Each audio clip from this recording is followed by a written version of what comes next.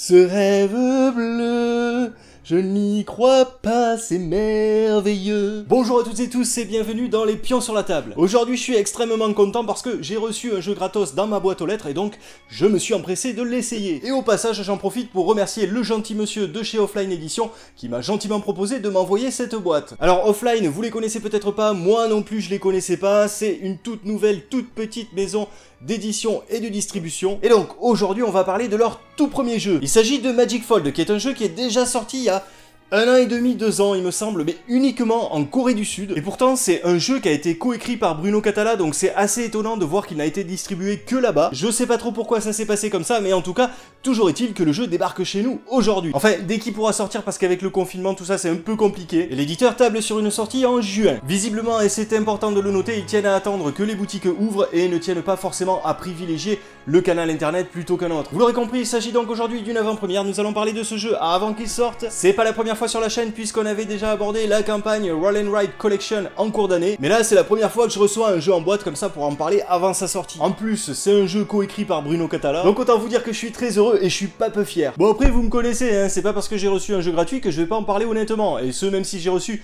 un super mug personnalisé avec mon prénom, avec un magnifique Bruno Cathala en génie bleu d'Aladin derrière, je reste incorruptible. Nous allons donc parler aujourd'hui de Magic Fold, un jeu de course de tapis volant, avec une mécanique de jeu très originale, basée sur des bouts de tissu, voilà, qui sont censés représenter nos tapis. Mais comment arrive-t-on à jouer avec ça? On va voir ça tout à l'heure. La chaleur des nuits d'Orient.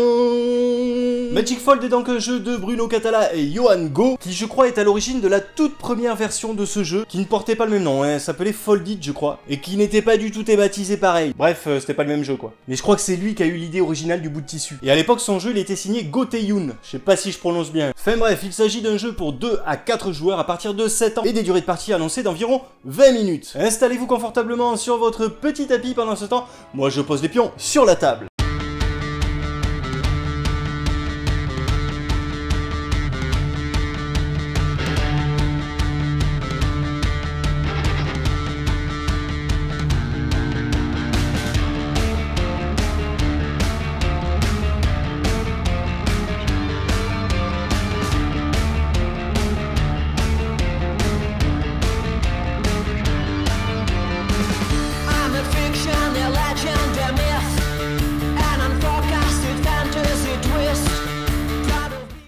Alors voilà, le jeu est installé et il est très vite installé. Je l'ai dit tout à l'heure, les parties sont relativement rapides. On est sur un format de jeu qui est très vite expliqué. Donc ça se pose vite sur la table et on peut enchaîner rapidement plusieurs parties. Alors, niveau matos, on a un plateau tout en longueur qui représente le parcours de la course. Puisqu'on l'a dit, c'est un jeu de course de tapis volant. Donc il va falloir avancer de nuage en nuage jusqu'au palais flottant. Alors on peut jouer en 2 modes, soit une course simple, et donc là le premier arrivé à gagner, hein, tout simplement, soit un tournoi, un championnat. Et donc à chaque fin de course, on enregistre les positions des joueurs, de manière à ce qu'ils puissent engranger des points, et donc de manière à ce qu'on puisse élire un vainqueur à la fin du tournoi. Les petits meeples des pilotes de tapis, on va appeler ça comme ça, sont tout à fait charmants. Voilà, bon, les pions personnages, je suis pas trop fan de leur gueule, mais bon, c'est un avis personnel après tout. On a des cartes, des tuiles, des jetons, mais on verra tout ça après. Pour l'instant, je voulais juste m'attarder sur le bout de tissu en question, le tapis, qui est vraiment très joli, très coloré, qui est fait dans une matière, vous savez, qui ne plie pas en fait, enfin, qui plie, mais qui ne garde pas le pli. Je sais pas comment on appelle ça, mémoire de forme, voilà. Esthétiquement, je trouve que cet élément qui est l'élément principal du jeu est vraiment bien foutu.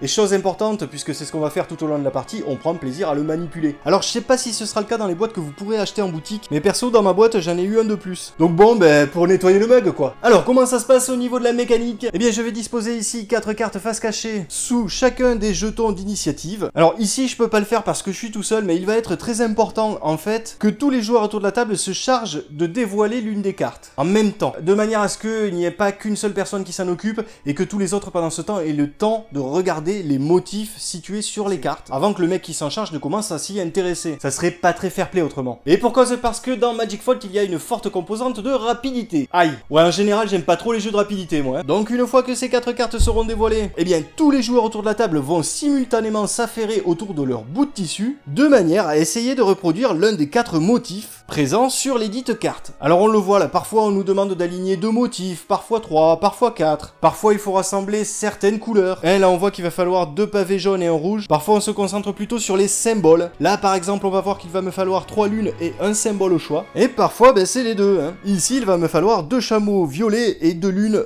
peu importe leur couleur. Donc là le but du jeu par exemple, si je tente de reproduire ce motif-ci, vous voyez avec 2 pavés jaunes et 2 pavés violets, eh bien ça va être de plier mon tapis de manière à ce qu'il ne reste que ça, de visible. Alors je vous cache pas qu'au début c'est vraiment galère. Sincèrement nous la première partie de jeu on s'est dit mais c'est impossible quoi. Alors surtout pour moi qui suis pas doué pour plier le linge si tu veux. Mais au final en fait c'est le genre de jeu dans lequel on va avoir une courbe d'apprentissage assez notable. C'est-à-dire qu'au fil de la première partie ben, on s'est aperçu tous en fait qu'on s'améliorait. Et à la seconde partie après on avait beaucoup plus de réflexes, c'était beaucoup plus simple. Quoi qu'il en soit au fil des parties ça reste quand même très challengeant. Parce que autant il y a des motifs qui sont pas si difficiles que ça à faire, autant il y en a qui relèvent vraiment du défi quoi. Et alors on le voit pas trop là sur les cartes mais en fait certaines sont entourées d'un liseré bleu et d'autres d'un liseré rouge, ce dernier liseré permettant d'identifier les cartes les plus complexes, et donc ça vous permet éventuellement de les mettre de côté lors des premières parties. Ça vous évitera de trop transpirer. Alors je vais m'affairer à reproduire ces motifs sur mon tapis, le plus rapidement possible, parce que si jamais quelqu'un y arrive avant moi, eh bien je n'aurai plus la carte à disposition, hein, mon adversaire va s'emparer de la carte, et donc je serai bien embêté parce qu'il va falloir que je m'affaire à fabriquer un nouveau motif. Alors voilà, si je parviens à finaliser mon motif, eh bien je vais m'emparer de la carte associée, et je vais également récupérer le jeton d'initiative qui est situé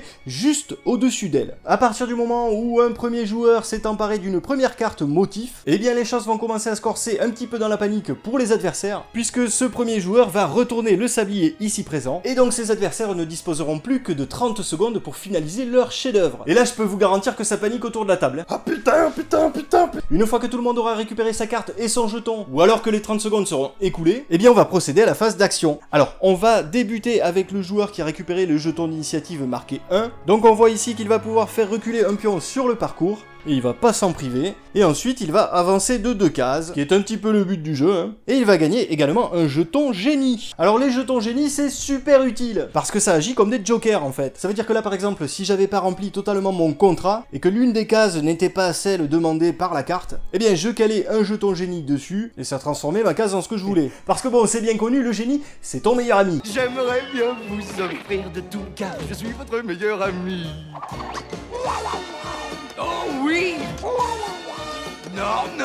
Et alors en l'occurrence, le génie c'est tellement ton meilleur ami d'ailleurs que tu peux en utiliser autant de jetons que tu veux pour jouer des jokers sur autant de motifs que tu veux à partir du moment où au moins une case du motif est bonne à la fin. Donc ces jetons ils sont vraiment importants pour aller très vite, pour couper l'herbe sous le pied des adversaires. Faut vraiment pas faire l'impasse là-dessus. Alors une fois que le joueur s'étant saisi de ce jeton initiative 1 a fini de jouer, on passe à celui qui a récupéré le jeton numéro 2. Donc lui aussi va faire toutes ses actions, celles qui sont sur le jeton d'initiative et celles qui sont sur la carte. Donc là il va avancer, il va prendre le jeton génie, et ensuite il va avancer de 3 cases. Ensuite on passera au joueur qui a pris le jeton d'initiative numéro 3, etc., etc. Ça veut dire que potentiellement en fait on va pas se mettre à construire n'importe quel motif. On va peut-être avoir envie de choisir celui qui nous intéresse le plus, parce que les actions qui sont comprises sur le jeton et sur la carte sont celles que l'on veut récupérer. D'autant plus que sur le parcours de jeu, on va avoir des cases bénéfiques qui nous permettent de sauter des nuages, de prendre des raccourcis en fait. Donc on va peut-être avoir envie de calculer le nombre de déplacements qu'il nous faut pour pouvoir tomber sur ces fameux nuages raccourcis, et donc récupérer le lot carte jeton qui comporte ce nombre de déplacements bien précis. Et en plus, il y a aussi des cases négatives sur ce parcours de jeu. Et ces cases, ce sont les cases Cobra qui se déclenchent la première fois et uniquement la première fois où un joueur tombe dessus. Alors du coup, vu que c'est une course de tapis volant dans les nuages, soit les serpents ils sautent très haut,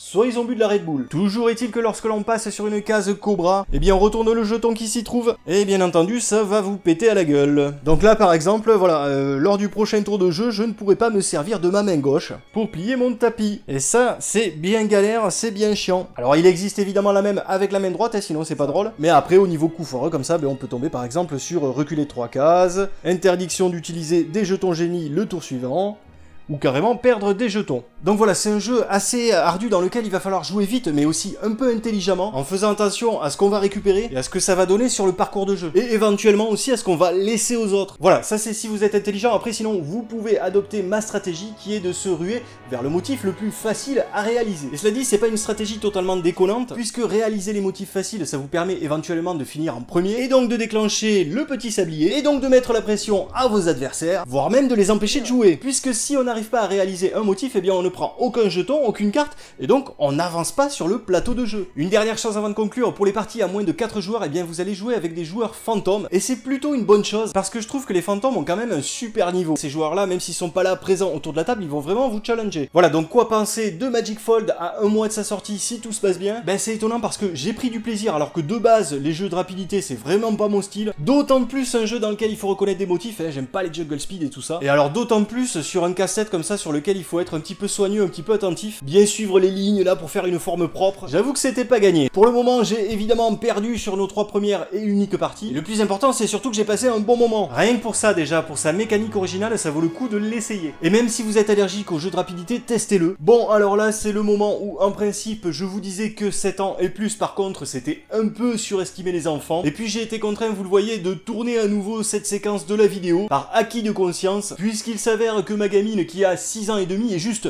devenue complètement accro à ce jeu, et donc depuis, on a enchaîné pas mal de parties, on en est à une quinzaine. Et c'est vrai que si, au début, sur les 3-4 premières parties, il était un peu compliqué pour elle de bien respecter les règles de pillage, de bien finir dans les temps, il s'avère que maintenant, elle me fout des branlées. C'est assez incroyable, elle a bien assimilé la mécanique et ses subtilités, comme le fait par exemple de bien choisir le lot motif, jeton en fonction du nombre de cases qu'elle veut parcourir. Et en plus de ça, elle va super vite pour effectuer ses pliages, donc comme je vous le disais, en fait, sur les dernières parties, elle m'a foutu des branlées, quoi. À moi et aux 2 joueurs fantômes. Donc ouais, en fait, contre toutes mes attentes, c'est bien un jeu qui correspond à des enfants de 7 ans. Donc ne vous inquiétez pas s'ils galèrent un petit peu au début, c'est normal. Ça s'améliore par la suite, comme les adultes, en fait. Et comme je vous disais, ma gamine, elle est devenue, complètement accro à ce jeu, elle le ressort tout le temps. Voilà, désolé pour ce petit remontage, mais je préférais le faire, voilà, comme quoi la vie sur un jeu peut évoluer au fil des parties. Voilà, donc une fois de plus, je suis hyper content d'avoir fait cette preview. Vraiment, je suis très honoré que les gens de chez Offline aient pensé à ma petite chaîne. Je les remercie encore une fois. Et en plus, j'ai de la chance parce que je vous le dis, quand j'ai vu que c'était un jeu de rapidité avec des motifs comme ça à repérer, j'ai pris très peur. Parce que je me suis dit, oh putain, je vais faire une vidéo pour dire que j'aime pas le jeu. Puis finalement, je suis content, ça s'est bien passé. Puis bon, franchement, c'est la première fois que je m'amuse en pliant du linge. En attendant la prochaine, je vous dis à bientôt. Et n'oubliez pas entre-temps de mettre les pions sur la table. Ah bah tiens, justement, chérie, il y a du linge à plier. Bravo.